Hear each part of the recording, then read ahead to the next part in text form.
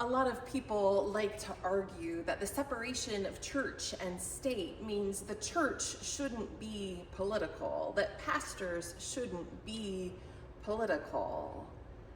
Here's the truth of the gospel. Jesus was very political.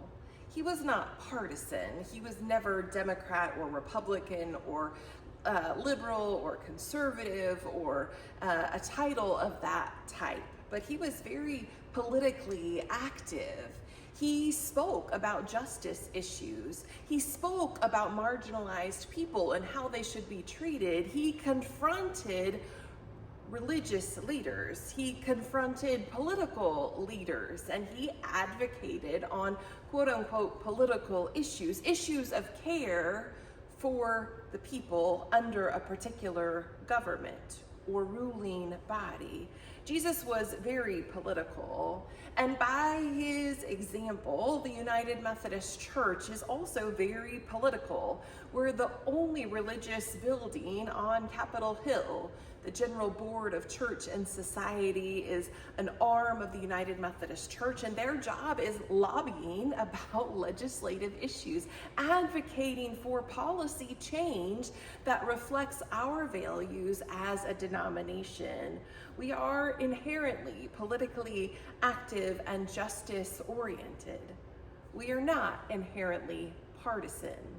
Though the dynamics of politics in our country and any particular country may be particularly partisan by the way that we define care for the poor or inclusion of the outsider or medical care or access to education or food services, any of those things, we now label them as political issues, but really they're people issues first. And the church has a lot to say about that.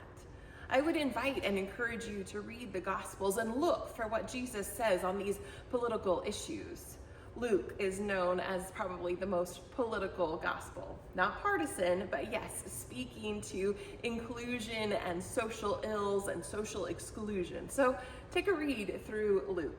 And if you're interested in the work of the United Methodist Church and our General Board of Church and Society, I invite you to look up UMC Justice and take a look at the work, the legislation that they're working on. They even have easy ways for you to engage in political action and make your voice heard with our political representatives who do indeed represent your Christian values. Now, they don't have to have Christian values, but when you say, I care about healthcare, I care about immigrants, I care about food stamps and access to food or clean water, any of those things, those are political statements from you. And hopefully they're informed by your Christian beliefs.